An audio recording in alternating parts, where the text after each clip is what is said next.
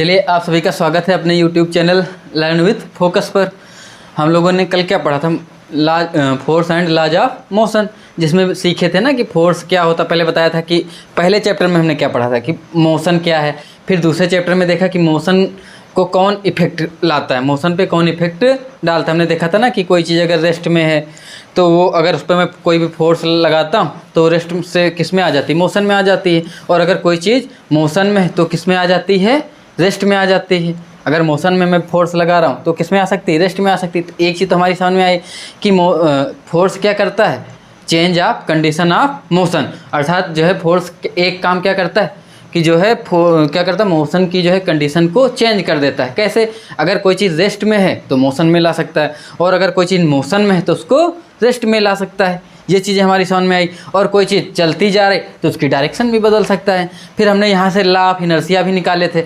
Law of inertia मैंने बताया था ना किसका नियम था, गैलीलियो ने इसके बारे में बताया था। गैलीलियो ने अध्ययन किया और अरस्तु के उस नियम का उन्होंने खंडन किया था। किस नियम का उन्होंने खंडन किया था कि जो है, जिसमें क्या बताया था कि अरस्तु ने क्या बताया था कि हर चीज़ की विराम में आने की प्रवृत्ति होती है और वो एक समय बाद रुक जाती है। और अगर कोई चीज़ गति करते रहे तो उसके लिए ज़रूरी है कि हम कोई एक्सटर्नल फोर्स लगाए रहें।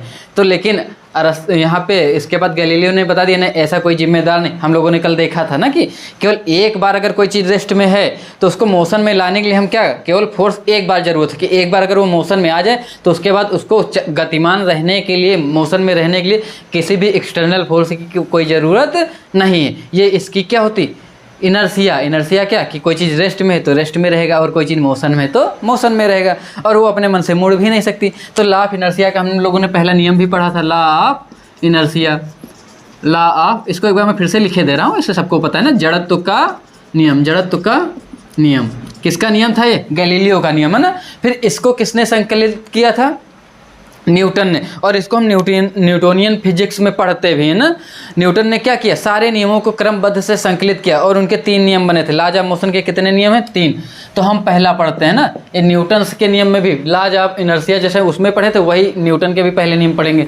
और पहला नियम वही जो गैलीलियो का पहला नियम था वही न्यूटन का भी पहला नियम होगा। तो मैं पहला वही सेम लिखे दे रहा हूँ। क्या लिखूंगा, कल क्या बताया था, कोई चीज़ अगर, कोई वस्तु अगर विराम में है तो विराम में रहेगी, और कोई गति अवस्था में तो तब तक गति करती रहेगी जब तक कोई बाहरी बल ना लगाया जाए, अर्थात कोई बाह्य बल उस पर आरोपित ना हो। तब तक वो अपनी इनर्ट पोजीशन में ही रहेगी, अर्थात वो जड़त्व में ही रहेगी, वो अपनी जड़त्वता को छोड़ती नहीं है। ठीक है, अर्थात कोई चीज़ अगर गतिमान अवस्था में तो गतिमान रहेगी, और कोई चीज़ विरामावस्था में तो विरामावस्था में रहेगी जब तक उस पर कोई बाहरी बल ना लगाया जाए।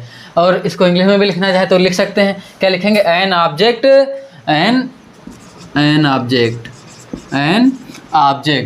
एट रेस्ट विल कीप, दिख रहा है कि नहीं, यहाँ तक दिख ही रहा होगा, will keep, will remain at rest and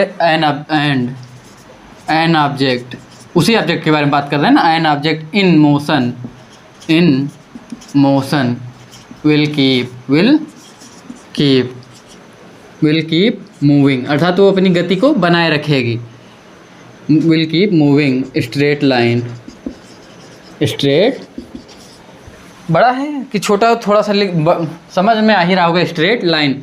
लेकिन इसमें एक ज़रूरी है कि विदाउट टर्निंग, बिना मुड़े ना, ऐसा नहीं कि अपने मन से मुड़ जाए और चलती रहे। मैंने बताया था ना कि कोई चीज़ सर्कुलर मोशन करती तो वो ऐसा नहीं होगा, लीनियर पाथ ऐसे चलेगा अपने मन से इस, और कभी भी मुड़ने लगे, सर्कुलर पाथ भी करे तो उस पर एक एक्सटर्नल फोर्स काम करता रहता। ये मैं बता भी चुका हूँ पहले चैप्टर में ना। तो कैसा चलना चाहिए, स्ट्रेट लाइन में ही चलना चाहिए, और वो कैसा, अपनी उस गति को बनाए रखेगा। लेकिन बस एक चीज़ और है, बनाए रखेगा विदाउट क्या, एन एक्सटर्नल फोर्स, है ना, moving unless an external, Hindi में कल लिखाए थे, आज इंग्लिश में लिखा दिया गया ना, एक्सटर्नल फोर्स। ये क्या है, इसी को हम कहते हैं first law of Newton. Newton का कौन सा नियम है, पहला नियम है ना, और किसका, गति का पहला नियम। न्यूटन ने इसको क्रमबद्ध संकलित किया। इसका मतलब ये नहीं कि इसके पहले नियम नहीं किया था, गैलीलियो भी पता कर चुके थे, ठीक है। लेकिन इसको न्यूटन ने तीनों को क्या किया, अपनी बुक जो प्रिंसिपिया लिखी थी उसमें क्रमबद्ध से संकलित किया।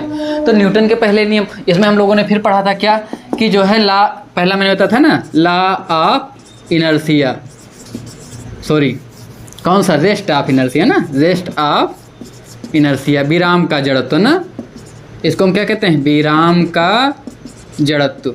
मैं भी इनके एग्जाम्पल भी समझाऊंगा, ठीक है। पहला हम क्या कहते हैं, रेस्ट ऑफ इनर्शिया। दूसरा क्या था बताया गया था, पहला रेस्ट ऑफ इनर्शिया, दूसरा सॉरी इसको इनर्शिया ऑफ रेस्ट कर लेना, इनर्शिया ऑफ रेस्ट। दूसरा क्या बोलो, inertia of motion, inertia of motion. तीसरा हम लोग क्या पढ़ेंगे, इनर्शिया ऑफ मोशन मतलब कौन सा जड़त्व, गति का ना, गति का जड़त्व। तीसरा हम लोग क्या पढ़ेंगे, इनर्शिया ऑफ डायरेक्शन। तीनों कल लिखाए भी गए थे, इनर्शिया ऑफ डायरेक्शन मतलब दिशा भी नहीं मुड़ सकता। मैंने तो कहा ना, कोई चीज़ रखी हुई तो अपने मन से चल भी नहीं सकती, कोई चीज़ चलती जा रही तो अपने मन से रुक भी नहीं सकती। कल साबित भी किया गया था ना गैलीलियो के प्रैक्टिकल के द्वारा। और कोई चीज़ चलती जा रही तो अपने मन से डायरेक्शन भी नहीं बदल सकती, वही लिखा हुआ है। लेकिन मैं समझता हूँ कैसे, मान लीजिए कि कोई आदमी जो है एक बस में बैठा हुआ, किस में बैठा हुआ है, ये एक बस है, बस की पहिए है ना, जो भी 4-6 पहिए लगाना हो लगा दो। तो इसमें अगर कोई एक व्यक्ति एक सीट पे बैठा हुआ, किस पे बैठा हुआ है, ये एक सीट है, खुली बस बना दें, ये ना, इसके कांटेक्ट में एक बस है, इसमें एक सीट है और सीट पे क्या, एक पैसेंजर बैठा हुआ। क्या बैठा हुआ है, ये सीट है और सीट पे एक आदमी ऐसे बैठा हुआ, ये आदमी के पैर हैं दोनों, है ना, और ये कौन है, एक आदमी, ठीक है। ये अब बैठा हुआ आराम से। फिर बस इस समय क्या है, रुकी हुई है। तो बस भी देखो, मैंने कहा कल एक चीज़ और समझाई थी, सिस्टम ऑफ है ना पार्टिकल। तो ये पूरा एक सिस्टम ऑफ पार्टिकल है। जब मैं बाहर से देखूंगा, मैं भी इसमें बैठ जाऊं तो मैं भी इसके सिस्टम ऑफ पार्टिकल का हिस्सा हो गया।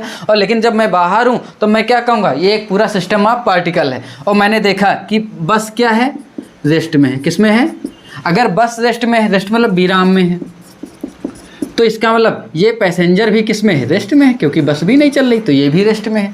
और ये सीट के इतने संपर्क में है, ये देखो, ये पूरे सीट के इतने संपर्क में है पैसेंजर। और अब देखो, बस भी रेस्ट में थी, ये व्यक्ति भी रेस्ट में था, तो ये पूरा सिस्टम ऑफ क्या है, पार्टिकल पूरा रेस्ट में है।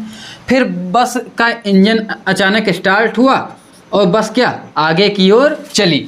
और जैसे ही बस चली तो बस किस में आ गई, तुम लोग बताओ।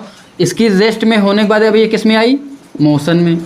चूँकि अभी ये रेस्ट में था, अब देखो ये जैसे ही मोशन में आई तो बस किधर की ओर बढ़ेगी, आगे की ओर बढ़ेगी। और जब बस आगे की ओर बढ़ेगी तो ये देखो, इसके सिस्टम ऑफ पार्टिकल में कितना हिस्सा बस के संपर्क में है, ये।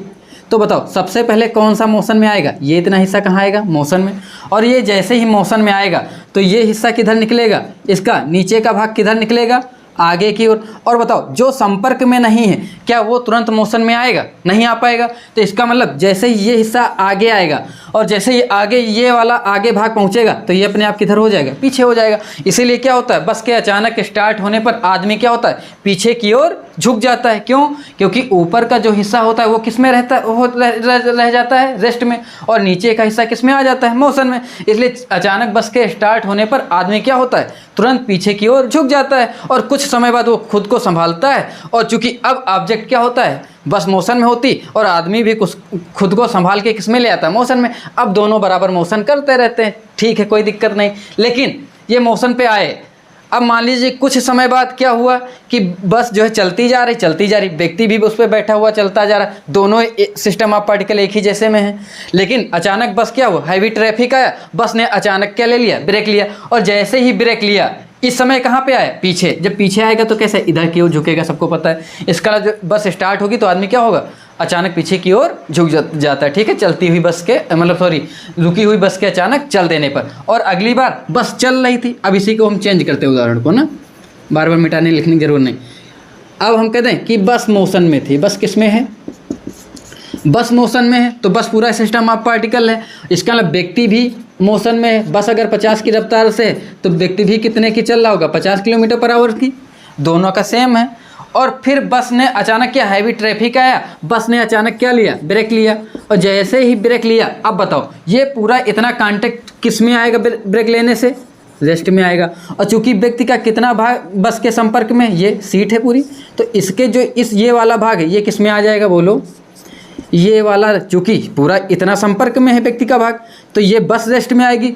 बस के संपर्क में इतना भाग कांटेक्ट में होने का कारण ये भी किस में आएगा, सबसे पहले रेस्ट में, क्योंकि ये रेस्ट में आ जाएगा। लेकिन ऊपर का भाग अभी भी कितने की रफ्तार से आगे की ओर बढ़ाना चाहेगा, 50 की, और बहुत ज़्यादा तेज़ी से ब्रेक मार दे, बस 100 की रफ्तार से जा रहा है, तो हो सकता है आदमी जो है आगे वाला शीशा तोड़ के बाहर भी जा सकता है।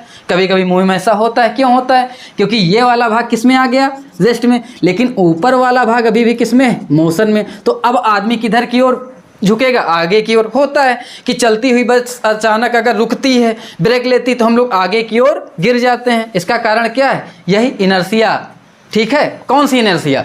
पहले अगर रेस्ट में थी तो सब रेस्ट में रहना चाह रहे थे, और वो उस चीज़ का हमेशा विरोध करते हैं। जैसे मैंने कहा था ना, जब रुकी हुई थी, रेस्ट में था, तो व्यक्ति भी रेस्ट में था, और बस अचानक चली तो ऊपर का भाग क्यों नहीं चलता है? क्यों? क्योंकि वो उसका विरोध करता है शुरुआत में। लेकिन जैसे ही पैर गतिमान होते, व्यक्ति खुद को संभालता है, पहले पीछे की ओर झुकता है, फिर धीरे धीरे संभाल के आगे चलने लगता है। और ये जब चल रहे थे तो ये किस में, मोशन में, तो इसकी इनर्शिया कौन सी थी, मोशन। इनर्शिया कौन सी, मोशन। ये इसका मतलब व्यक्ति भी मोशन में, बस भी मोशन में। बस ने ब्रेक लिया, इसके जो भी कांटेक्ट में था ये अचानक रेस्ट में आ गए, लेकिन ऊपर का भाग अभी भी किस में है, मोशन में। और इसका मतलब ये क्या होता है, आगे की ओर निकल जाता है, जिसके कारण व्यक्ति आगे की ओर क्या होता है, गिर जाता है। दो, फिर मैं कह दूँ इनर्शिया ऑफ डायरेक्शन। मैं कह दूँ कि मान लीजिए आप खुली कार में बैठे हुए हैं, कार में, बस में, जैसे भी, इसको मैं मिटाता हूँ। इनर्शिया ऑफ डायरेक्शन का उदाहरण, जैसे मान लीजिए कोई अचानक मोड़ आया, ये ऐसे चलते जा रहे थे ये, और ये अचानक क्या आ गया, टर्निंग पॉइंट आ गया, मोड़ आ गया, और ये कार से व्यक्ति, आदमी जा रहा था बैठा हुआ, ठीक है, और इसमें हम लोग क्या बैठे हुए थे, और जैसे मान लीजिए दरवाज़ा कार का खुला हो, विंडो, और ऐसे कार मुड़े। चूँकि अच्छा बताओ, नियम क्या है, लॉ ऑफ इनर्शिया क्या कहता है कि वो जिस पोजीशन में है वैसे रहना चाहेगा। कार मुड़ी और दरवाज़ा मान लीजिए खुला हुआ था, और हमने सीट बेल्ट वगैरह कुछ लगाई हुई नहीं थी। अब बताओ हमारी प्रॉपर्टी क्या है, हमारी क्या इनर्शिया क्या कहती कि जो जैसे उसी में रहना चाहता है। क्योंकि कार मुड़ी और हम कैसा जाना चाहेंगे, सीधा। क्यों? क्योंकि यही तो है कि कोई चीज़ अगर मूव कर रही तो वो अपने मन से डायरेक्शन बदल नहीं सकती। तो लेकिन यहाँ पे ये फोर्स इधर लगता है, कार इधर की ओर मुड़ी, और व्यक्ति कैसा जाना चाहेगा, सीधा। तो व्यक्ति क्या होता, दरवाज़ा खुला हुआ, तो हम क्या हो सकता है, कार ऐसे घूमी और व्यक्ति जो है सीधे निकलेगा, तो क्या हो सकता है, दरवाजे से हम लोग बाहर की ओर गिर सकते हैं। इसीलिए क्या करते हैं लोग, सीट बेल्ट वगैरह लगा लेते हैं। तो क्या होता है, जब भी कार मुड़ती है तो हम लोग दरवाजे की तरफ टकराते हैं, और फिर हम क्या कहते हैं कि हम दरवाजे की तरफ टकराए। लेकिन ऐसा नहीं होता है, हम लोग दरवाजे की तरफ नहीं टकराते, कार घूम जाती, हम तो सीधे ही चल रहे, कार भी सीधे चल रही थी, हम भी सीधे चल रहे थे। कार क्या हुई, उसने अपना फोर्स लगाया इंजन के द्वारा, वो घूम गई, और हम कौन सा पालन कर रहे थे, इनर्शिया कौन सा, डायरेक्शन का। हम वही सीधे, हम अपने को मोड़ तुरंत नहीं पाए, और हम क्या हुए, सीधे निकले, इसका मतलब बाहर की ओर गिर गए। ऐसा हो सकता है। तो हमको तीनों चीज़ें समझ में आती हैं कि कोई चीज़ जिसमें है वो उसी में रहना चाहती। मैं दूसरा बताता हूँ कि मान लीजिए मैं देखता हूँ ये क्या है, एक कप है, कप के ऊपर मैंने क्या, मान लीजिए कोई एक टुकड़ा रखा और मैंने इस पे सिक्का रख दिया। अब तीनों चीज़ें आपको किस में नज़र आ रही, रेस्ट में नज़र आ रही। देखिए कार्ड, ये भी गिलास भी किस में है, रेस्ट में है, ये इस पे रखा हुआ भी किस में है, रेस्ट में, और सिक्का भी किस में है, रेस्ट में। फिर मैंने अचानक इस पे क्या किया, उंगली मार, अब देखो क्या होगा, वो बाहर चला गया। इसका मतलब क्या हुआ, जो मैं कार्ड था वो किस में आ गया, अचानक रेस्ट में आया, और जो उस पर सिक्का, सिस्टम ऑफ पार्टिकल दोनों हिस्सा था, वो किस में रहना चाहा, रेस्ट में। वो मोशन में आया, वो निकल गया। जब तक वो सिक्का भी किस में, मोशन में आता तब तक कार्ड क्या हो चुका था, इससे बाहर जा चुका था। और क्या हुआ, सिक्का इसी के अंदर गिर गया, सिक्का बाहर जाकर नहीं गिरा। और सिस्टम ऑफ पार्टिकल अगर चूंकि दोनों मोशन में आते तुरंत एक साथ, तो क्या होता, सिक्का भी बाहर जाना चाहिए था बैठे बैठे, वो नहीं जा पाया। क्यों? क्योंकि इनर्शिया ऑफ, क्या कहता है, लॉ ऑफ इनर्शिया जो हम लोग पढ़े हैं वो यही कहता है कि वो अपने उस नियम का सदैव पालन करने का प्रयास करती है। बात समझ पाए? आप लोग भी ऐसे एग्जाम्पल घर में कर सकते हैं, बहुत सारे उदाहरण हैं। यहाँ तक की समझ में आई बात, डायरेक्शन के भी समझ में आई, बहुत सारे इसके एग्जाम्पल मिलते हैं। जैसे कोई क्या होता है कि अचानक चलती हुई गाड़ी को हम लोग समझ लिए। फिर एक एग्जाम्पल, जैसे धूल, कंबल पे हम क्या करते हैं, डंडा मारते हैं, तो उसकी जो डस्ट होती बाहर निकल आती। कैसे निकल आती, क्योंकि कंबल, और जब कंबल रखा हुआ था, हम डंडा लेके आए तो कंबल उस समय क्या है, रेस्ट में, उसके अंदर जो धूल है वो भी किस में, रेस्ट में। अब कंबल को जैसे मारा तो कंबल किस में आ गई, मोशन में आ गई। रेस्ट कैसे रहना चाहेगी, रेस्ट में रहना चाहेगी। तो रेस्ट और मोशन दोनों को क्या होता है, इसके लिए धूल क्या होती, बाहर आ जाती है। क्यों? क्योंकि अभी भी डस्ट कैसे रहना चाह रही है, रेस्ट में, और कंबल किस में आ गया, गया मोशन में। और बहुत सारे एग्जाम्पल सुनते हैं कि टहनी को हिला देते हैं तो फल नीचे आ जाते हैं। तो टहनी क्या होती है, पहले मोशन में आ जाती और फल अभी भी किस में रहना चाहते हैं, रेस्ट में रहना चाहते हैं, जिससे क्या होता है टूट कर गिर जाते हैं। और भी बहुत सारे एग्जाम्पल कि जैसे ही हम क्या होता है कोई गाड़ी प्लेटफॉर्म पे धीमे हो रही होती और अचानक कोई व्यक्ति सीधा कूद जाए तो वो गिर जाता है, लेकिन चलती हुई दिशा में दौड़ते हुए मतलब कूदे और उसी दिशा में दौड़ते रहे तो वो नहीं गिरता है। क्यों नहीं गिरता? क्योंकि ट्रेन भी उस समय क्या मान लीजिए 15 की रफ्तार में था और व्यक्ति भी नीचे कूदते समय भी 15 की रफ्तार, तो दोनों का क्या मोशन इनर्शिया इक्वल हो गया, नहीं गिरा। लेकिन अभी वो मान लीजिए उसी रफ्तार में 15-20 की थी और व्यक्ति कूदा एकदम से रेस्ट में आ जाए तो क्या होगा, उसका पैर नीचे का भाग तो रेस्ट में आ जाएगा और ऊपर का भाग क्या हो जाएगा, मोशन में, भड़ से आगे की ओर गिर सकता है। इसीलिए क्या होता है कि हमको उसी में दोनों का इनर्शिया बराबर करना पड़ता है। इसके बाद हम पढ़ते हैं इनर्शिया एंड मास को हम पढ़ेंगे। क्या पढ़ेंगे? इनर्शिया और मास क्या है, ठीक है। इसको मैं मिटा दूं, यहाँ तक कि सबको सब बात समझ में आ गए होगी। बहुत सारे उदाहरण, और दूसरा उदाहरण हम इसे समझ सकते हैं कि कोई गाड़ी पकड़ना भी, ट्रेन चलने लगी तो कैसे पकड़ेंगे, डायरेक्ट घुसेंगे कि जो है दौड़ के पकड़ेंगे। तो अब वो मोशन में, तो हम भी कैसा चाहेंगे, मोशन में आ जाएं फिर उसमें चढ़ें। डायरेक्ट चढ़ने में क्या होगा, हम अचानक रेस्ट में थे तुरंत मोशन में आएंगे तो क्या होगा, नीचे का सरफेस तुरंत कहाँ पर होगा, मोशन में, ऊपर का किस में रह जाएगा, रेस्ट में, उसमें भी हमको चोट लग सकती है। तो ये सारे नियम याद होने चाहिए ना, काम भी आते हैं दैनिक जीवन में। यहाँ तक की बात समझ में आ ही चुकी होगी। इसके बाद हम लोग आते हैं इनर्शिया एंड मास के बारे में। मास थोड़ा सा समझते हैं इस चैप्टर में, फिर अगला जब ग्रेविटेशन चैप्टर आएगा तो मास और वेट में थोड़ा सा अंतर भी बता दिया जाएगा। यहाँ मैं थोड़ी सी बात करता हूँ इनर्शिया एंड मास, ठीक है। इनर्शिया एंड मास, इसको क्या कह सकते हैं, जड़त्व और द्रव्यमान, ठीक है। व्यवहारिक एग्जाम्पल, जैसे मैं कह दूँ जड़त्व किसका गुण है, द्रव्यमान का होता है। कैसे? जैसे मुझे कोई हल्की चीज़ रखी हो, धक्का देना हो, वो तुरंत किस में आ जाती, गति में आ जाती। और चूंकि इनर्शिया क्या कहती कि कोई चीज़ रखी हुई है, कोई चीज़ जिस पोजीशन में है उसी में रहना चाहती है। और जैसे मैंने कहा ये भरी बोतल, मैं इसको धक्का दूंगा तुरंत पहले नहीं चलेगी, इसका मतलब क्या, पहले विरोध करती, लेकिन मैं एक समय अधिक बल लगाऊंगा तो ये चलने लगेगी। तो क्या इस समय दोनों रेस्ट में हैं, और जब मैं धीरे धीरे फोर्स लगाऊंगा तो क्या होगा, पहले विरोध करेगा लेकिन एक समय बाद किस में आ जाएगी, मोशन में। मैं इससे भारी चीज़ मैं 50 किलो का रख दूं, धक्का लगाऊंगा नहीं चलेगा, और भारी हो जाएगी तो नहीं चलेगी। तो मुझे क्या दिख रहा है कि हल्की चीज़ थी तो मुझे कम बाहर से फोर्स लगाना पड़ा, बढ़ गया थोड़ा सा तो और लगाना पड़ा, क्या बढ़ रहा है, तो इसको हम कहते हैं मास, कि जो मास है वो बढ़ता जाए। तो मास को हम डिफाइन अच्छे से करेंगे जब ग्रेविटेशन चैप्टर आएगा। मास क्या होता है, उसकी कंटेंट, उसकी मात्रा कितनी है, कोई चीज़ है वो कितनी हैवी है, कितनी छोटी है, वो क्या, उसकी जो मात्रा को दिखाता है वो क्या होता है, मास। तो एक चीज़ तो हमको समझ में आया कि चूँकि सब में किसका गुण होता है, इनर्शिया का होता है।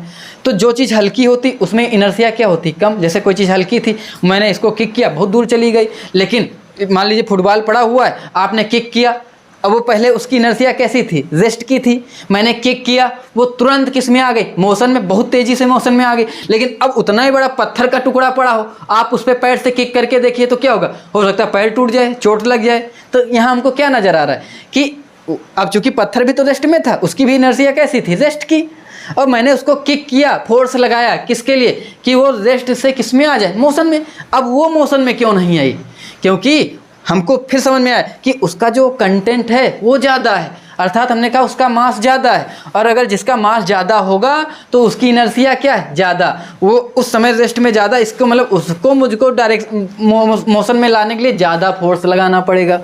और भारी चीज़ है तो मुझको और फोर्स लगाना पड़ेगा। कोई भारी चीज़ आ रही, कोई हल्की चीज़ ये आ रही, तो ये ऊपर से गिरा और मैंने हाथ लगाया, ये रुक गया। लेकिन अभी मान लीजिए कोई 10 किलो का कोई चीज़ गिर रहा होता, मैं हाथ लगाता तो मेरे हाथ पे चोट लग सकती थी। क्यों? क्योंकि उसकी मोशन को रोकना मेरे लिए मुश्किल था। तो ये समझ में हमको आ रहा है, क्या, किस पे डिपेंड कर रहा है, मास पे डिपेंड कर रहा है कि वो कम या ज़्यादा है। अगर मास ज़्यादा होता जाएगा तो हमको थोड़ी सी दिक्कत होगी, ठीक है, उसको चेंज करने में। चेंज क्या करने में, change of condition of motion, वही क्या है, फोर्स है। फोर्स क्या करता है? Change of condition of motion. Condition of motion का मतलब केवल गति ना लेना, रेस्ट में भी वो भी क्या है? Change of condition of motion. उसको अब क्या कर रहा है? रेस्ट में था, उसको किस में लाएगा? मोशन में लाएगा। कोई चीज़ मोशन में है, उसको किस में लाएगा? रेस्ट में लाएगा। क्या लाता है? फोर्स लाता है। मैंने उसका क्या नाम दिया? फोर्स। फोर्स क्या? एक एजेंट है जो क्या करता है? Change of condition of motion, अर्थात उसकी कंडीशन, मोशन की कंडीशन को बदलता है। रेस्ट में है तो मोशन में करने का प्रयास करता है, मोशन में है तो किस में प्रयास करता है? रेस्ट में लाने का। बात समझ में आई? फिर मैं एक चीज़ और देख रहा हूँ, मुझे मास भी समझ में आ गया कि इनर्शिया किस पे डिपेंड कर रहा था? मास पर कर रहा था। ठीक, बात समझ में आ रही। फिर मैं एक चीज़ और देखता हूँ कि केवल मास पे डिपेंड नहीं करता। मान लीजिए कोई ट्रक खड़ी हुई है, ट्रक का एग्जाम्पल लाते हैं। मैंने कहा ये मैंने गिराया और मेरे हाथ पे आके रुक गई, कोई दिक्कत नहीं हो रही। फिर मैंने कहा कोई भारी चीज़ गिरा दें, या मैं इसी को बहुत तेज़ से फेंकता, हो सकता तो मुझको थोड़ी सी चोट महसूस होती। या मैं कह दूं कि मैं एक पत्थर का टुकड़ा धीरे से गिराऊं तो मुझको चोट कम लग रही, मैंने रोक लिया। फिर कोई मुझ पे फेंक के मारे वही पत्थर का टुकड़ा, अब वो मैं नहीं रोक पाया। क्या मैंने उसके मास को, उसके कंटेंट को बदला? वो पहले भी जितना था अब भी उतना है, लेकिन अब हमको क्या करना पड़ा? दिक्कत हो रही। कोई गेंद धीरे आ रही, मैं पकड़ लेता हूँ ऐसे लगा के, वही बहुत तेज़ी से आए तो मुझको हाथ पीछे करना पड़ जाता है। तो ऐसा क्या है बढ़ रहा है? तो हमको एक चीज़ और समझ में आ रही, कंटेंट तो वही आ रहा है मेरे ऊपर, लेकिन क्या बढ़ रहा है? पहले धीरे आया और फिर तेज आया। मास्टर साहब छड़ी धीरे से मारे तो चोट कम लगती, क्यों? लकड़ी की कंटेंट क्या बदलती? नहीं। लेकिन उसी को तेज मारे तो क्या होता? चोट ज़्यादा। हमको इफेक्ट क्या महसूस होता है? ज़्यादा महसूस होता है। तो उस समय वो क्या बदल रहे होते हैं? तो हमने उसका क्या नाम दिया? हम लोग पहले चैप्टर में पढ़ चुके हैं, वेलोसिटी, अर्थात वो उसकी जो है गति को बदल देते हैं। पहले वो धीरे आ रही थी और अब कैसे आ रही? तेज। और जब तेज आती, उसी मास की चीज़ है तो हमको इफेक्ट क्या लगता है? ज़्यादा लगता है। तो हमको दो चीज़ें समझ में आई, क्या कि उसके इफेक्ट को कौन कौन डिपेंड कर रहा है? मास। और दूसरी क्या डिपेंड करती है? वेलोसिटी डिपेंड करती। ठीक है। और इसी को कहा गया मोमेंटम कहा गया। क्या कहा गया?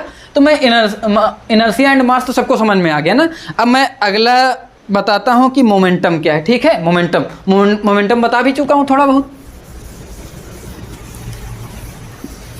अगला हम लोग क्या पढ़ते हैं? मोमेंटम। ठीक है। मोमेंटम को हिंदी में कहते हैं संवेग कहते हैं। क्या कहते हैं?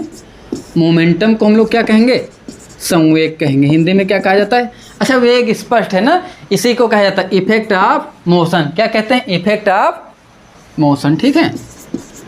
क्या होता है? इफेक्ट ऑफ मोशन ही होता है। इसकी कैरेक्टरिस्टिक क्या होती कि जो है इफेक्टिवनेस ऑफ मोशन, मतलब मोशन के इफेक्ट को ही दर्शाता है। जैसे मैंने कहा कि कोई चीज़ हल्की है, कोई चीज़ धीरे आ रही है, धीरे आ रही मुझे कम लगाना पड़ रहा है। कोई चीज़ तेज़ी से आ रही तो मुझको फोर्स ज़्यादा लगाना पड़ेगा रोकने के लिए। बात समझ पा रहे हो?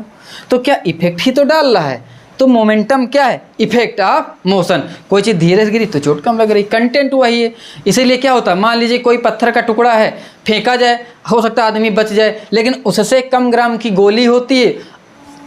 ऐसे मान लीजिए बंदूक है, गोली, मैं कह दूँ एक गोली किसी आदमी को फेंक के मारो, आदमी हो सकता है ना मरे, उसको कम चोट लगेगी। लेकिन वही गोली ट्रिगर से जब दबाई जाती तो वहाँ पे क्या उसका कंटेंट बदलता है? नहीं बदलता है। क्या बदलता है? केवल उसकी वेलोसिटी। पहले बहुत धीरे जाती है, जब आदमी फेंकेगा कितने से फेंक सकता है? बहुत, उतना नहीं फेंक पाएगा जितनी तेज इस गोली बंदूक से निकलेगी। और वही गोली जब बंदूक से छूटती है तो आदमी के इस पार से उस पार निकल जाती है। तो क्या बदल गया उसका? केवल उसकी वेलोसिटी चेंज हो गई।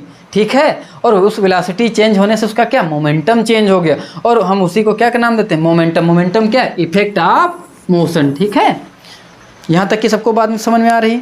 और हमने मोमेंटम को कैसे मेजर करते हैं? मैंने कहा कि कोई चीज़ ऐसे आ रहा है तो मैंने ऐसे नीचे हाथ लगाए, वही नीचे ये क्या लगाता? फोर्स ही तो लगाता है इसको रोकने के लिए। और कोई चीज़ बहुत तेज़ी से आ रही तो उसको रोकने के लिए हमको और फोर्स लगाना पड़ेगा। कोई साइकिल से आ रहा है, उसको रोकने के लिए मैंने हाथ लगाया, हो सकता है रुक जाए। लेकिन कोई मोटरसाइकिल से आ रहा हो तो मुझको रोकने के लिए और ज़्यादा लगाना पड़े। लेकिन अभी हो सकता है कोई ट्रेन आ रही तो क्या हम उसको हाथ लगा के रोक सकते? नहीं रोक सकते। हो सकता है मूवी में स्पाइडर मैन रोक सकता है, बाकी आदमी के बस की बात तो है नहीं कि वो हाथ लगाए और पीछे जाता जाए, रुक जाए, नहीं हो सकता है। इसका मतलब हमको क्या? उसकी कंटेंट, दोनों चीज़। अगर कंटेंट भी बढ़ रहा है, देखो मैंने कहा हल्की चीज़ गिराई, वेलोसिटी बढ़ी तब भी चोट लग रही। और अगर कोई भारी चीज़ भी गिरा दी जाए, कम स्पीड से मैं ऐसे फेंक दूं तब भी, तो किन पे डिपेंड करता है? मास। अगर मास भी बढ़ जाए और कम स्पीड से फेंका जाए तब भी चोट लग सकता है। हो सकता है बड़ा सा पत्थर का टुकड़ा हो और ऐसे आदमी के ऊपर गिरा दिया जाए, दब जाए, तब भी आदमी मर सकता है। तो हमने वहाँ पे क्या बढ़ाया? भारी कर दिया है, क्या कर दिया, कंटेंट ज़्यादा कर दिया, मास ज़्यादा हो गया। दूसरा, कोई छोटा सा पत्थर है, बहुत दूर से फेंक के मारा, तब भी आदमी ज़्यादा इफेक्ट किया, तब भी आदमी मर गया। अब वहाँ पे कंटेंट क्या था, कम था, लेकिन हमने यहाँ पे क्या बढ़ा दी, उसकी वेलोसिटी। तो हमको दो चीज़ें नज़र आ रही, क्या क्या नज़र आ रही, मोमेंटम डिपेंड कर रहा है, एक तो मास पे डिपेंड कर रहा है, दूसरा किस पे डिपेंड कर रहा है, उसकी वेलोसिटी पे डिपेंड कर रहा है। इसलिए मोमेंटम को डिफाइन करने के लिए हम क्या कहते हैं, ये किसका प्रोडक्ट है, मास और वेलोसिटी का, किसका प्रोडक्ट है। और मोमेंटम को हम पी से लिखते हैं, किससे दिखाया जाता है मोमेंटम को, मोमेंटम को हम पी से दिखाते हैं, किससे दिखाते हैं, पी से। और अगर मान लीजिए किसी ऑब्जेक्ट का मास कितना हो, किसी ऑब्जेक्ट का मास कितना हो, मास को अगर हम m मान लें, क्या मान लें, m मान लें, और उसकी वेलोसिटी क्या हो, v हो, क्या हो, v हो। मान लीजिए कोई चल रहा है, उसकी मास कितनी है, m है, और उसकी वेलोसिटी कितना है, v है, तो हम कहेंगे उसका मोमेंटम कितना है। मोमेंटम इन दोनों का प्रोडक्ट होता है, किनका किनका प्रोडक्ट होता है, m और v का। और जो मोमेंटम है ये स्केलर क्वांटिटीज नहीं होती है, ये कौन सी क्वांटिटीज होती है, वेक्टर होती है। क्यों वेक्टर होती है, क्योंकि वेलोसिटी क्या है, वेक्टर है, वेलोसिटी क्या है, वेक्टर है, तो मोमेंटम भी क्या होगा, वेक्टर होगा। अब हम पूछें, क्योंकि सबको पता है स्केलर और वेक्टर को हमने डिफाइन किया था, कि अब हम कहें कि मोमेंटम की डायरेक्शन क्या होगी, क्यों, क्योंकि हमने कह दिया मोमेंटम क्या है, वेक्टर क्वांटिटी, और अगर ये वेक्टर है तो इसकी कोई डायरेक्शन भी होनी चाहिए। तो चूंकि मास क्या है, स्केलर, मैंने बताया था मास क्या है, स्केलर, इसकी कोई भी दिशा नहीं, तो किसकी दिशा पे मोमेंटम की दिशा निर्धारित होगी, वेलोसिटी की। हम कहेंगे वो जिस दिशा में जा रहा है उसी की दिशा किसकी दिशा हो जाएगी, बोलो, मोमेंटम की हो जाएगी। तो किसकी डायरेक्शन पे डिपेंड करेगा, वेलोसिटी की डायरेक्शन पर डिपेंड करेगा। तो हम क्या कहेंगे, momentum is a vector quantity, ठीक है, momentum is a vector quantity. कौन सा क्वांटिटी है, वेक्टर क्वांटिटी, ठीक है, कौन सी क्वांटिटी होती है, वेक्टर क्वांटिटी। अच्छा, कोई पूछे मोमेंटम क्या होता है, तो हम क्या कहेंगे, किसी गतिमान, क्योंकि अगर ये रुकी हुई है तो v होगा ही नहीं, उस समय मोमेंटम क्या होगा, जीरो। ये रखा हुआ मोमेंटम क्या, जीरो। और अगर ये चलने लगे तो इसमें क्या आ गई, वेलोसिटी। देखिए ये अगर रुकी होगी तो क्या v कुछ होगा, नहीं होगा। देखो p इक्वल टू मैंने क्या बताया, m और v। अगर कोई चीज़ रुकी हुई तो v क्या हो जाएगी, जीरो, और इसकी वैल्यू जहाँ यहाँ पे रखेंगे तो क्या आ जाएगा, जीरो। इसका मतलब रुकी हुई चीज़ का मोमेंटम शून्य होता है। यहाँ एकदम गौर से याद रखना, ठीक है, कोई चीज़ रुकी हुई है तो उस समय उसका मोमेंटम कितना होगा, शून्य होगा। कोई चीज़ चल रही है तब उस पर मोमेंटम आ जाएगा, क्यों, क्योंकि मास है ही उसके पास, और मास है और चूँकि वेलोसिटी भी आ चुकी है, तो इसका मतलब उसका मोमेंटम होगा, ठीक है। तो मोमेंटम क्या है, वेक्टर क्वांटिटी। और अगर कोई पूछे कि मोमेंटम की परिभाषा है तो हम क्या कहेंगे, उसके द्रव्यमान और वेग के गुणनफल के बराबर होती है। हिंदी में लिखना चाहो, संवेग क्या होता है, संवेग किसी गतिमान वस्तु के, किसी गतिमान वस्तु के द्रव्यमान और वेग के गुणनफल के, वेग के गुणनफल के बराबर होता है, ठीक है, के बराबर होता है। मैं अब इसको मिटाता हूँ, फिर इसके बाद आपको जो है चेंज ऑफ मोमेंटम बताया जाएगा। फिर चेंज ऑफ मोमेंटम से कैसे हमने जो है न्यूटन के दूसरे नियम को प्रूव किया, ठीक है। मैं इसको मिटाऊंगा, हम लोग आगे बढ़ते हैं। मोमेंटम बता भी दिया जी को, मोमेंटम क्या है, P इक्वल टू mv है ना, P इक्वल टू mv, जहाँ m क्या है, उस पार्टिकल, अगर मान लीजिए कम्बिनेशन ऑफ पार्टिकल है तो उसका मास है। जैसे मैं कह दूँ पार्टिकल, अगर कोई चीज़, मान लीजिए कोई छोटा सा पार्टिकल है वो चल रहा है, उसकी वेलोसिटी क्या है, v, तो हम कहेंगे इसका जो है मोमेंटम कितना है, P equal to m into v, अर्थात उसके मास और वेलोसिटी के मल्टीपल के इक्वल है, वो क्या होगा, मोमेंटम होगा। तो हमको एक तो समझ में आ गया, प्रोडक्ट ऑफ क्या, मल्टीपल ऑफ उसका जो मास और वेलोसिटी उसी का मल्टीपल क्या होता है, मोमेंटम होता है। तो अब हम कह रहे हैं कि कोई अगर पार्टिकल हो, दो चीज़ें हो सकती थी ना, एक हो सकता है क्या, पार्टिकल हो, दूसरा क्या हो, कम्बिनेशन ऑफ पार्टिकल हो, दूसरा क्या हो सकता है, कम्बिनेशन ऑफ सिंगल पॉइंट अगर मूव कर रहा है तो उसका P इक्वल टू mv मैंने मान लिया। और मैं कह दूँ अब कम्बिनेशन ऑफ पार्टिकल है, क्या, कम्बिनेशन ऑफ पार्टिकल पूरा घूम रहा है। जैसे मैं कह दूँ ये है, मैंने इस पे इसको रख लिया, जैसे इसको रख लिया, इसको रख लिया, इस सिक्को को भी गिरा देना, ये अब मैं कहता हूँ ये पूरा भी मूव कर रहा है, तो ये पूरा क्या है, सिस्टम है, और इस सिस्टम के ये सब क्या है, पार्टिकल हैं। इसको मैंने निकाल दिया, देखो ये सब क्या है। अब ये भी तो, अगर ये पूरा पार्टिकल 10 की स्पीड से जा रही थी, इसकी वेलोसिटी कितनी हो गई, 10 हो गई। इसका सबका पूरा क्या है, मास है, और इन सबका अलग अलग भी तो मास है, इसका अलग है, इसका अलग है। और चूंकि अगर ये 10 से जा रहा है तो क्या इनकी स्पीड सबकी अलग होगी, नहीं, क्योंकि सब सिस्टम के भाग हैं। अगर पूरा सिस्टम या निकाय कहीं भी चलता है तो उसके अंदर के जितने भी पार्टिकल हैं सेम वो उसी गति से क्या करते हैं, गति करते रहते हैं। तो इनके भी मास कैसे होंगे, सबके एक जैसे। मान लीजिए पूरे सिस्टम का मास कितना होता है, m, मान लो पूरे सिस्टम का होता 5 kg, तो 5 kg किसका टोटल होता, इन सबको मिलाकर ना। मान लीजिए इसका 2 होता है, इसका 3 होता है, इसका 4 होता है, इसका कुछ, तो सबको जोड़ के कितना होता, 5 बनता। बात समझ पा रहे हो। तो हम कह दें कि इसका M1 मान लें, इसका M2 मान लें, इसका M3 मान लें, इसका M4 मान लें, इसका कितना मान लें, M6, तो सबको मिलाकर कितना होना चाहिए, M ही तो होना चाहिए। और सबकी वेलोसिटी कैसी होगी, V होगी, वो नहीं बदलेगी। ये 10 से जा रहा तो ये 10 से जाता रहेगा।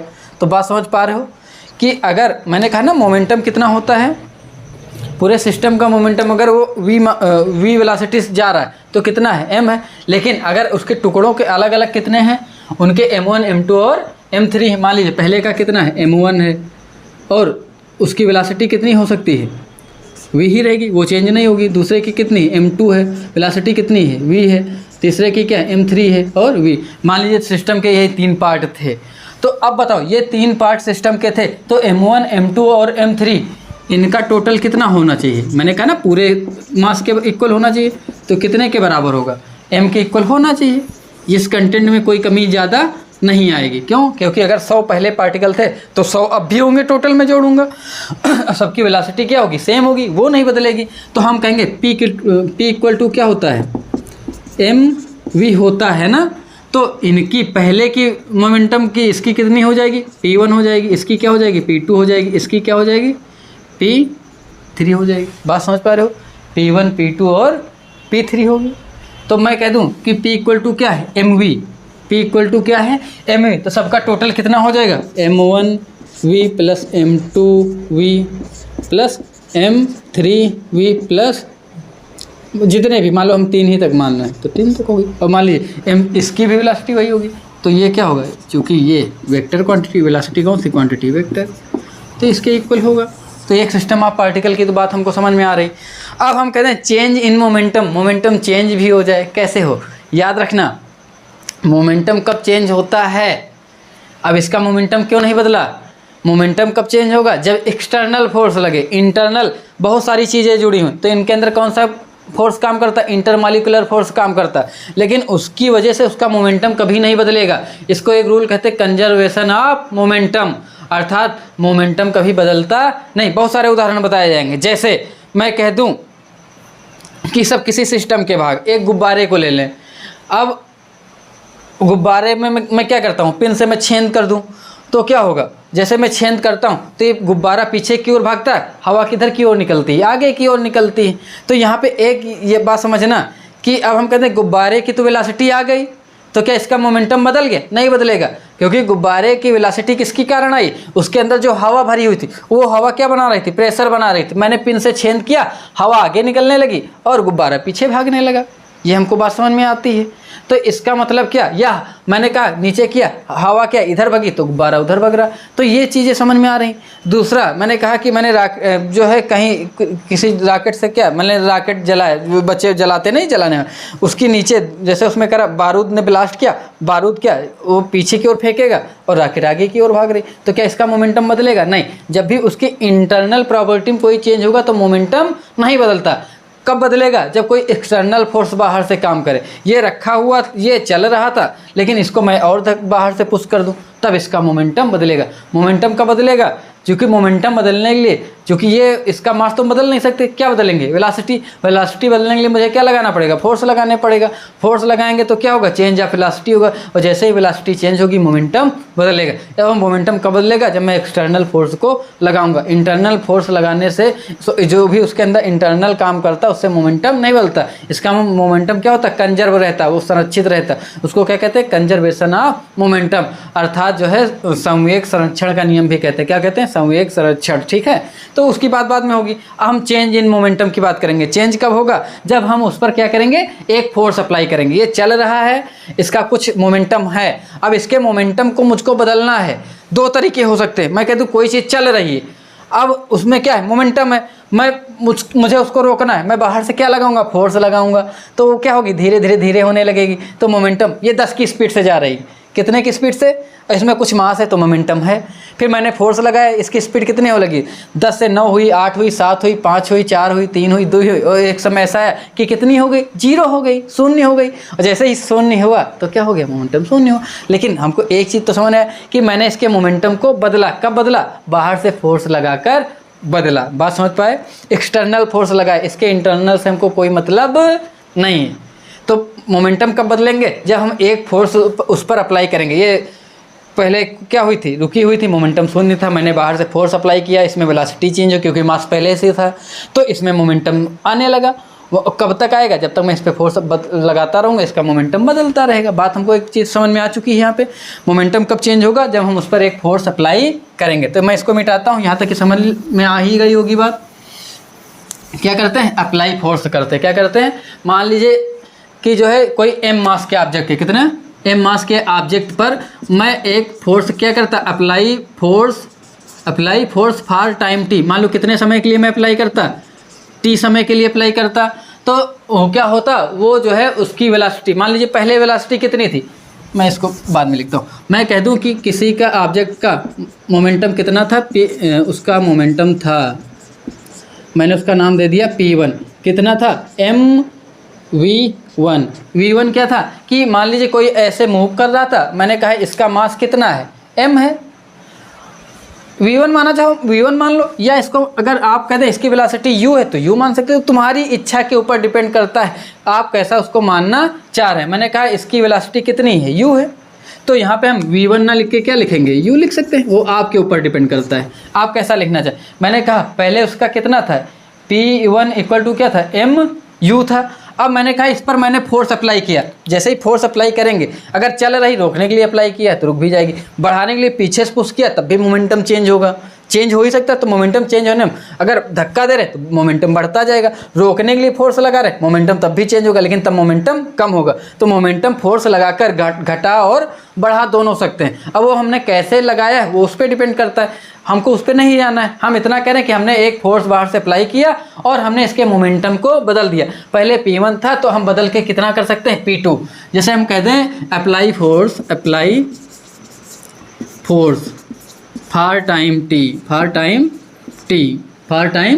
t, और हम कहते हैं अब ये कितना हो जा रहा है, जैसे टाइम t किया तो इसकी वेलोसिटी बदली, इट बिकम वेलोसिटी,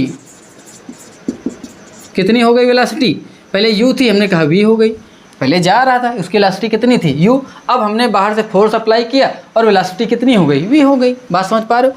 अब हम कह दें तो इसकी वजह से मोमेंटम कितना होगा, चेंज मोमेंटम है ना, चेंज की बात नहीं कहेंगे, अब इट्स मोमेंटम, इस समय अब इसका मोमेंटम कितना है, इसका मैंने नाम दिया P2 को हमने कहा mv, मास तो बदलना नहीं, मास कंटेंट तो वही है, वेलोसिटी कितनी हो चुकी v, तो इसका मोमेंटम कितना हो जाएगा, मास और वेलोसिटी के प्रोडक्ट के बराबर होता है, उसके मल्टीपल के इक्वल हमने वो लिख दिया, P2 इक्वल टू mv।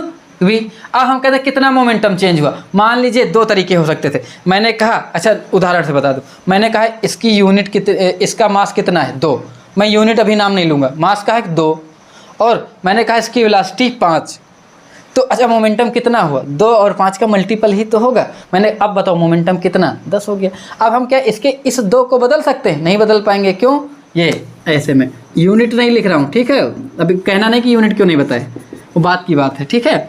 और मैंने कहा ये 5, तो P कितना हो जाएगा, हमको पता है इन दोनों के मल्टीपल के इक्वल होता है, तो P इक्वल टू कितना, 10। अब हमने कहा अगली बार हमने इस पर फोर्स बाहर से लगाया, फोर्स लगाया ना, अच्छा हम क्योंकि फोर्स लगाएंगे तो क्या बदलेगी, वेलोसिटी बदलेगी, ये कंटेंट m तो बदलना नहीं, वो 2 ही रहेगा। तो इसका P इक्वल मैंने कहा 2, हमने इसको जैसे ही फोर्स बाहर से लगाए तो एक तरीका लगाया तो इसकी वेलोसिटी बढ़ गई, पहले u कितनी थी 5, अब बदल के कितनी हो गई 7, तो मैंने कहा इस समय ये v है और ये तो m है, क्योंकि बदल के v जो हुआ ना, अब कितना हो गया 14 हो गया, एक बार बढ़ भी सकता। और मैं अगर सामने लगाता जा रहा था तो हो सकता घटता, तो v अगर 3 हो जाता तो p कितना हो जाता, 2 को 3 से कराते, अब कितना आता 6, तो घटा बढ़ा दोनों सकते थे मोमेंटम को। तो यहाँ पे वो अपने तरीके हो गए। तो हमने कहा P2 इक्वल टू लगाया कितना हो गया mv हो गया। अच्छा हम कहते हैं चेंज कितना हो गया, अगर हम इस वाले को मान रहे हैं तो 14 पहले कितना था 10, अब कितना हो चुका है 14, तो चेंज कितना हुआ 14 से क्या घटा रहे हैं 10 ही तो घटा रहे हैं। मतलब ये दूसरे वाले से पहला वाला हमने क्या किया घटाया, P2 से P1 को घटाया तो बताया 4 हुआ चेंज। तो चेंज इन मोमेंटम क्या होगा, चेंज इन मोमेंटम, ठीक है, चेंज इन मोमेंटम क्या हो जाएगा, चेंज इन मोमेंटम को हमने कहा P, वो क्या हो जाएगा P2 माइनस P1, और P2 कितना है mv है और P1 क्या है mu है। और हमने कहा चेंज इन मोमेंटम। अच्छा फोर्स को कैसे मेजर करते हो, मैंने कहा फोर्स कैसे मेजर करेंगे, मैंने कहा इसको मैंने लगाया, पहले 10 था 8 हुआ 9 हुआ 7 हुआ, कितने समय तक, कुछ समय तक की लगाए, फिर मेजर कर रहे हैं। तो फोर्स ही एक तरीके का क्या है रेट चेंज ऑफ मोमेंटम। तो हम यहाँ रेट चेंज ऑफ मोमेंटम की बात करें, rate change of momentum, rate change of momentum इन पर सेकेंड या पर यूनिट टाइम, आप जैसे भी लिखना चाहें वैसे लिख सकते हैं, ठीक है, इन पर यूनिट टाइम, इन पर यूनिट टाइम, इन पर यूनिट टाइम। तो बताओ कितना हो जाएगा mv माइनस mu, यहाँ पे लिखे थे m दोनों में कॉमन है ना, उसको बाद में लिखेंगे ना। रेट क्या लिखा, rate change of momentum in per unit time. तो mv माइनस mu को किससे डिवाइड कराएंगे t, क्योंकि सबको पता था ना जैसे रेट लगाते तो समय नीचे t से रिलेट हो जाता है। अगर रेट सेकंड में है तो पर सेकंड यहाँ लिख सकते थे, मिनट जैसे भी लेना चाह रहे हैं तो अधिकतर सेकंड में ही लिया जाता है, ठीक है। mv माइनस mu और m दोनों में क्या मिल रहा है कॉमन मिल रहा है, v minus u upon t। और हम लोग पहले पढ़ चुके थे एसिलेरेशन क्या होता है, बोलो, चूँकि यहाँ पे क्या लिखेंगे इधर दिख ही रहा होगा, चूँकि ए क्या पढ़े थे v माइनस यू पिछले चैप्टर में ना अपॉन टी, एसिलेरेशन ही क्या होता था change of rate change of velocity. तो यहाँ भी rate change of velocity v minus you upon T की हम क्या लिख सकते हैं ए लिख सकते हैं, क्या लिख सकते हैं बोलो ए लिख सकते हैं। और rate change of momentum in per unit time, इधर इस जो डिफरेंस को लिए थे ना इसको हम पी ना डिफरेंस की बात हो रही थी ना, तो डेल्टा पी लिख सकते हैं। और rate change of momentum in per unit time, यहाँ डेल्टा पी था दोनों तरफ रिलेट करा रहे हैं, तो इस डेल्टा पी को किससे डिवाइड कराएंगे बोलो, इसको देखो डेल्टा पी अपॉन टी, लिख दें इक्वल नहीं समझ नहीं पाओगे। अच्छा देखो rate change of per unit time किससे डिवाइड कराएंगे टी से, रिलेट कराए, मैंने दोनों को रिलेट कराए, दोनों इक्वल में है। तो यहाँ पे हमको एक बात समझ में आ गई, डेल्टा पी इक्वल टू किसके आ रहा है m इंटू ए के आ रहा है, ठीक है। ये हमारी एक इक्वेशन बन गई। अब अगले की हम बात कर रहे हैं, जैसे मैंने कहा फोर्स एक क्या है रेट चेंज ऑफ मोमेंटम है, फोर्स ही क्या है रेट चेंज ऑफ मोमेंटम। तो हम क्या लिखेंगे फोर्स की डिफिनेशन लिखने के लिए, देखिए मैं यहाँ तक दिख रहा है कि नहीं दिख रहा है, यहाँ दिख रहा है, मैं इसको देखो मिटा देता हूँ, मैं ऊपर ही लिखूँगा, ठीक है। तो यहाँ तक की समझ में आ ही गया होगा, मैं ऊपर थोड़ा सा ये वाला इतना मिटा दे रहा हूँ। वही क्या होता है डायरेक्टली प्रोपोर्शनल होता है मोमेंटम के, क्या जो हम अप्लाई फोर्स कराते हैं उससे मोमेंटम क्या होता है चेंज होता है, एक के बदलने से दूसरा बदले तो हम क्या कहते हैं प्रोपोर्शनल है। तो हम क्या लिखेंगे फोर्स अप्लाइड एन ऑब्जेक्ट, किसी भी ऑब्जेक्ट पे फोर्स अप्लाई करते हैं, force applied on an object, on an object, on an object is directly proportional, is directly proportional, it directly proportional, इसको हिंदी में भी लिखे दे रहे हैं ना, it directly proportional to its rate, to its rate of change of, यही rate change of momentum है ना, इसको आप लिखना चाहो तो लिख सकते हो rate change of, rate of change of momentum. और बड़ा लिखने की तो नहीं जरूरत है, समझ में आ ही रहा होगा रेट चेंज ऑफ मोमेंटम, ठीक है। प्रोपोर्शनल का मतलब क्या होता है, बहुत सारे सवाल आ गए होंगे, एक के बढ़ने से दूसरा बढ़े तो हम कहते हैं क्या, प्रोपोर्शनल है। और एक के बढ़ने से दूसरा घटे तो क्या होता है, इन्वर्सली प्रोपोर्शनल होता है। प्रोपोर्शनल का मतलब अनुक्रमानुपाती, अनुक्रम है। मैं कह दूं, जैसे सबको पता है, मैं कह दूं क्या होगा, मैं फोर्स लगाऊंगा, फोर्स कैसे, एक तरीका ये जा रहा, मैंने फोर्स लगाया, मोमेंटम क्या होगा, बदलेगा, कैसे बढ़ेगा, मैंने ये फोर्स लगाया, ये बढ़ने लगा, तो क्या है, प्रोपोर्शनल है। तो इसी को कहते हैं क्या, रेट चेंज ऑफ मोमेंटम। और बहुत सारे उदाहरण समझे होगा, जब 6, 7, 8 में सवाल लगाते थे कि जो है एक शिविर में जो है सैनिकों के लिए भोजन रखा हुआ है और फिर उसमें 10 सैनिक और आ जाते हैं, तो अब भोजन कितने दिन चलेगा। पहले कहा जाता था एक सैनिकों के लिए 20 दिन का भोजन रखा हुआ है 10 सैनिकों के लिए, फिर कहा गया कुछ सैनिक और आ जाते हैं तो भोजन अब जो है 15 दिन मतलब पहले 20 दिन चल रहा था, अब कह रहे 15 दिन चल रहा, तो कितने सैनिक आ गए। तो एक चीज़ तो हमको पहले समझ में आ जाती थी कि पहले अगर 20 दिन चल रहा था तो अब अगर कुछ सैनिक और आ गए तो क्या कुछ सैनिक जैसे ही बढ़ेंगे तो भोजन क्या हो जाएगा, कम ही तो चलेगा कि ज़्यादा चलेगा, कम हो जाएगा।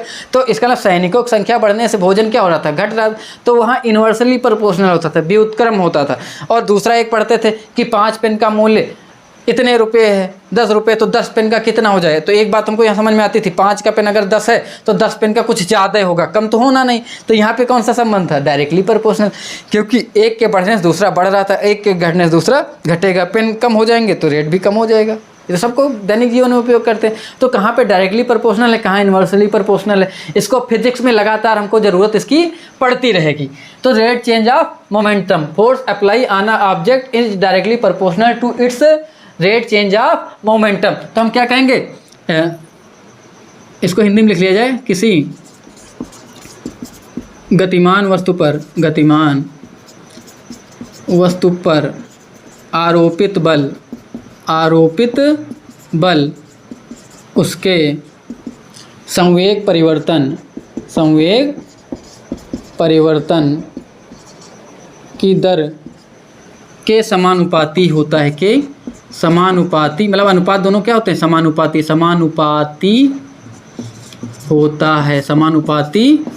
होता है, ठीक है। अर्थात फोर्स किसके समानुपाती है, रेट चेंज ऑफ मोमेंटम, यही तो है रेट चेंज ऑफ मोमेंटम। देखो इसको लिखा मैंने डेल्टा पी अपॉन टी, और डेल्टा पी अपॉन टी की वैल्यू कितनी है, एम ए, ये प्रोपोर्शनल का मार्क होता है, F proportional to M A. और अब याद रखना फिजिक्स में कि जैसे ही प्रोपोर्शनल का मार्क हटाते हैं तो हम कोई ना कोई कांस्टेंट लाएंगे। अब हमेशा दिमाग में बैठा लो। अच्छा, कांस्टेंट का मतलब क्या होता है, मैं बस थोड़ा सा समझाता हूँ, आप समझने का प्रयास करिए। मैं नीचे मिटा दिया हूँ कि यहाँ पहले इतना समझो कि क्या लाएंगे कि जैसे ही प्रोपोर्शनल हटाएंगे और इक्वल का मार्क लगाएंगे, तो ऐसे नहीं लगाएंगे ज़बरदस्ती लगा दिया, प्रोपोर्शनल हटाया इक्वल लगा दें। हमको एक कांस्टेंट लाना पड़ेगा और इस कांस्टेंट का हमने नाम यहाँ पे के दिया, के एम ए। कैसे, देखो समझो, प्रोपोर्शनल एक टाइप का क्या है। मैं कह दूँ कि मैं मार्केट दाल लेने गया, क्या लेने गया, दाल। मैंने उससे कहा कि मुझे 1 kg दाल चाहिए, उसने कहा 70 रुपये। मैंने कहा मुझे 2 kg चाहिए, उसने कहा 140 रुपये। मैंने कहा नहीं, इसमें ज़्यादा हो रहा है, मैं दाल की कीमत ज़्यादा बढ़ रही ना। मैं कह दूँ कि मैं जो है रवा लेना, सूजी लेने गया, उसने कहा कि 10 रुपये kg है। मैंने कहा कि जो है मुझे 2 kg चाहिए, उसने कहा 20। मैंने कहा मुझे 5 kg, उसने कहा 50। मैंने कहा 10 kg, उसने कहा 100। तो क्या है, रिलेट हो रहा है कि जब बीच में इक्वल, मैंने जैसे कहा कि मुझे 1 kg चाहिए, उसने कहा 10, तो बीच में इक्वल तो आ रहा है ना। कैसे आया, मैंने कहा 2, उसने कहा कितना, मैंने कहा 2 kg, उसने कहा 20। मैंने कहा 3, तो मैंने कहा 5, उसने कहा 50। तो बीच में इक्वल ही तो कर रहा है, देखो। लेकिन इक्वल कब कर रहा है, तो उसने रेट बता दिया क्या कि 10 रुपये पर kg। कितने रुपये पर kg लग रहा है, 10 रुपये पर kg है। 1 लेंगे तो 10 हो जाएगा, 2 लेंगे तो कितना हो जाएगा, 20। देखो 2 में किससे मल्टीप्लाई कराओगे, 10 रुपये रेट से। 5 में भी किससे मल्टीप्लाई करा रहे हो, 10 से। तो देखो ये हर बार 3 kg लोगे तो 30, तो ये हर बार 10 ही 10 आ रहा है। 10 क्या है, कांस्टेंट है। तो वही कांस्टेंट कि यहाँ पे इनको इक्वल दिखाने के लिए इसमें क्या ऐसी चीज़ आएगी। तो मैंने कहा यहाँ 1K, 2K, 5K या 3 की भी लेना चाहो, मैंने कहा 30। अब जैसे ये K मैं यहाँ पे लगाऊंगा तो अब मैं इसको इक्वल दिखा सकता हूँ। क्या पहले मैं इसको इक्वल दिखा सकता था, नहीं दिखा सकता था। देखो पहले क्या हम इनको 1 बराबर 20 दिखा सकते हैं? नहीं दिखा सकते ना, ना 3 बराबर 30 दिखा सकते हो, लेकिन के लगाया, मैंने कहा अब ये इक्वल है, 2 के इक्वल है 3 के, अब मैंने कहा ये आपस में इक्वल हो गए, 5 के इक्वल टू 50, तो मुझे पता हो गया के क्या है, उसका मूल्य 10 रुपये। 1 के 10 का 1 से कराओगे 10, 2 का 10 से कराओगे 20, 3 का 10 से कराओगे 30, 5 का 10 से कराओगे 50, तो हर बार 10 आ रहा। 10 क्या है? कांस्टेंट है, कांस्टेंट मतलब फिक्स, ये कभी नहीं बदलेगा। और जब मैं इसको लगा दूंगा तो मैं बीच में क्या लगा सकता हूँ? इक्वल, तो ये वही कांस्टेंट है। ठीक है, दिमाग में बैठाए रखना, कांस्टेंट को बहुत ज़्यादा डरावने तरीके से नहीं लेना है हमको। तो लेकिन अब ये हमको समझ में आ गया, F इक्वल टू KMA होता है, लेकिन मैं K को लेना नहीं चाहता। क्यों? क्योंकि K बड़ा लेंदी लगता है। तो मैंने यहाँ पे एक परिभाषा बना ली, और परिभाषा कैसे बनाई? मैंने कहा कि कोई ऑब्जेक्ट रखा हुआ है, और जैसे मान लीजिए कोई ऑब्जेक्ट ये इसी में रखा हुआ ना, मैंने कहा ये इस पर ये रखा हुआ। अब मैं सोच रहा हूँ कि मैं इस पर इतना फोर्स लगाता हूँ कि चूँकि सबको पता ये रेस्ट में है, फोर्स लगाऊंगा, इसमें क्या होगा? एसिलरेशन होगा, चूँकि वेलोसिटी बदलेगी, और वेलोसिटी जब भी बदलेगी तो उसमें क्या होता है? एसिलरेशन होता है। एक चीज़ तो हमको समझ में आ रही, इसमें क्या चालू हो जाएगा? एसिलरेशन चालू होगा, और जब भी एसिलरेशन चालू होगा वो कितना होगा? तो मैंने कहा, मैंने जो कंटेंट लिया वो 1 यूनिट है। कितना है? सब अपने मन से ले सकते फिजिक्स में। मैंने कहा जो कंटेंट रखा वो कितना है? 1 यूनिट। ये ना समझ में, मैं बॉटल रखे दे रहा हूँ, थोड़ा भारी पड़ेगा। मैंने कहा इसको मैंने जो लिया वो उसका मास कितना है? 1 है। मैंने कहा मैं इस पर इतना फोर्स लगाता हूँ, उस फोर्स का मैंने नाम दिया कितना? 1, क्योंकि अभी मैंने कोई फोर्स की डिफिनेशन नहीं बनाई, तो मैं अपनी इच्छा से ले सकता हूँ। मैंने कहा मैंने इसको जितना लिया 1 लिया, 1 kg टाइप का लिया। कितना लिया? 1 kg। और मैं इस पर जितना फोर्स लगा रहा हूँ मैंने उसका भी नाम कितना दिया? 1 यूनिट। क्यों? क्योंकि अभी मुझको फोर्स की यूनिट नहीं पता है, बाद में पता चलेगी कि फोर्स की यूनिट को न्यूटन कहते हैं, और फिर इसकी और क्या यूनिट होती है, लेकिन अभी नहीं पता। तो मैं केवल क्या कहता हूँ कि 1 यूनिट। मैंने कहा ये 1 kg का रखा हुआ, तो मैंने इस पर 1 यूनिट फोर्स लगाया, और 1 यूनिट का फोर्स लगाने से इसकी क्या होगी? रेस्ट में थी। अब ये किस में आएगा? मोशन में आएगा। मोशन में आने का मतलब क्या होगा? वेलोसिटी चेंज होगी, और जैसे ही वेलोसिटी चेंज होती है हम कहते हैं कि उसमें क्या हो रहा है? एसिलरेशन हो रहा है। और मैंने कहा इसमें वो एसिलरेशन जो हो रहा उसको मैंने कहा 1 का हो। कितने का हो? 1 का हो। कैसे हो सकता है? देखो मैंने कहा मैंने 1 kg लिया, मैं इस पर इसको ऐसे बढ़ाया आगे, और मैंने कहा कि वो जितना चेंज हो, कितना चेंज हो? 1 चेंज हो, और जितना भी चेंज हुआ मैंने कहा ये जितना 1 kg को चेंज करने में 1 एसिलरेशन कब होगा? कि ये रखा हुआ था, मैंने कहा इस पर मैंने फोर्स लगाया, ये एसिलरेशन इसमें चालू होगा। मैंने कहा वो एसिलरेशन जैसे ही 1 हुआ, 1 kg मास में एसिलरेशन कितने का हुआ? 1 यूनिट का हुआ। तो मैंने कहा कि मैंने 1 यूनिट का फोर्स लगाया। कितने यूनिट का फोर्स लगाया? 1 यूनिट। मैंने अपने मन से नाम दे दिया कि 1 kg मास में 1 यूनिट का एसिलरेशन कराने के लिए मैंने कितने का फोर्स लगाया? 1 यूनिट का फोर्स लगाया। वो तो मेरे ऊपर डिपेंड करता था, उस फोर्स को मैंने कितना कहा? 1 यूनिट। और जैसे ही मैंने उसको क्या कहा? 1 यूनिट। कितने का मैंने फोर्स लगाया? सॉरी 1 kg मास का कितने का? 1 के। ए को भी मैंने कहा कितना हुआ? 1। तो मैंने कहा वो फोर्स मेरा कितना है? 1 है। अभी मैं सबकी यूनिट को ऐसे कह रहा हूँ ना, 1 यूनिट, ये भी 1 unit.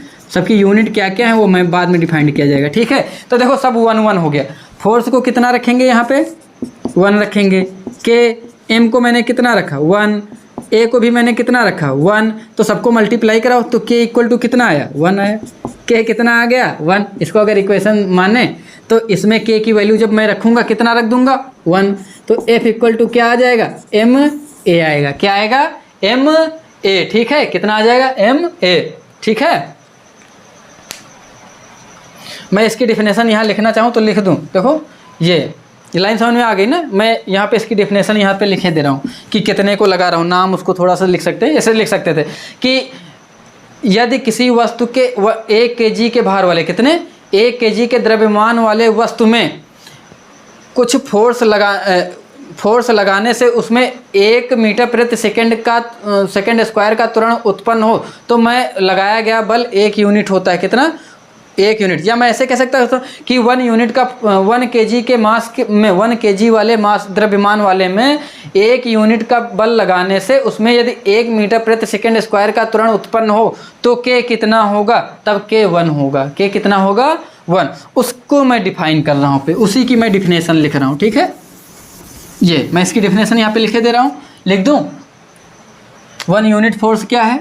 1 unit force, 1 unit force is that force which creates, क्या क्रिएट करेगा? मैंने फोर्स लगाया, एक्सीलरेशन ही तो होगा, creates acceleration of 1 unit on कितने केजी के मास पर? 1 यूनिट के मास ऑफ 1 यूनिट, अर्थात 1 यूनिट के मास पर कितने यूनिट का एक्सीलरेशन हो? 1 यूनिट के, और कितना फोर्स लगाने से? 1 यूनिट। देखो यही तो, 1 यूनिट के फोर्स को लगाने से, 1 केजी के मास पर लगाने से 1 का एक्सीलरेशन हो तो के कितना आएगा? 1 आएगा। देन के इक्वल टू 1, ठीक है। देन के इक्वल टू 1 लिख लेंगे। हम क्या कहेंगे?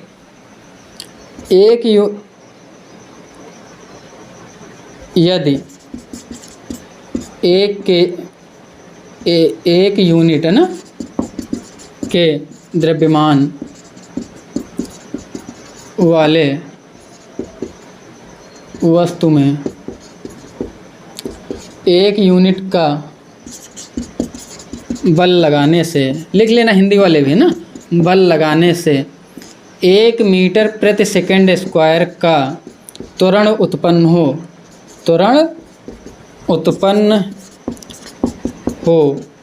तो के कितना हो जाएगा? 1 होगा। के कितना होगा? 1। ओ मैंने इधर इसको देख लिया है, ठीक है। फिर अब देखो, इसके बाद हम लोग पढ़ेंगे इम्पल्स, आवेग को अगले चैप्टर में डिफाइन किया जाएगा। यहाँ तक कि सबको समझ में आ जाएगा, आगे होगा। और यही न्यूटन का जो है क्या है? दूसरा नियम। देखो F इक्वल टू ma, इसी को हम कहते हैं न्यूटन का दूसरा नियम, सेकेंड लॉ ऑफ न्यूटन। है यस, सेकेंड लॉ ना, कौन सा लॉ है? Second law. किसका? न्यूटन का दूसरा नियम। ये क्या है? न्यूटन का दूसरा नियम, यही, ठीक है। न्यूटन का दूसरा नियम क्या है? F equal to ma। यहाँ से हमको एक चीज़ समझ में आती है, मैं इसको डिफाइन भी अब कल करूँगा, ठीक है। कि F क्या? ma हम कहेंगे तब इसकी डिफिनेशन भी ऐसे दे देंगे कि यदि 1 kg के मास में है ना 1, या हम इसको ऐसे भी डिफाइन कर देते हैं कि किसी वस्तु में लगाया गया बल क्या होता है? उसके मास और एक्सीलरेशन के क्या होता है? इक्वल होता है। या हम ऐसे कहेंगे किसी वस्तु में किसी 1 kg वाले ना, या 1 मात्रक वाले द्रव्यमान में यदि 1 मीटर प्रति सेकंड स्क्वायर का त्वरण उत्पन्न हो तो लगाया गया बल भी कितना होगा? 1 न्यूटन होगा, ठीक है। तो यहाँ पे हम न्यूटन का भी दे सकते हैं, लिखना चाहो तो लिख सकते हो। यदि किसी, चलो हटाओ, बाकी अब कल बताते हैं ना, पूरा हो ही गया हो। कल फिर हम लोग इसके बाद इम्पल्स की बात करेंगे, आवेग की बात करेंगे, फिर न्यूटन के थर्ड लॉ की बात करेंगे। फिर उसके बाद जो है अगले दिन हम लोग एक्सरसाइज पर आएंगे। फिर अगला चैप्टर गुरुत्वाकर्षण पढ़ाया जाएगा। चलिए, आप सभी लोगों को शुभकामनाएं।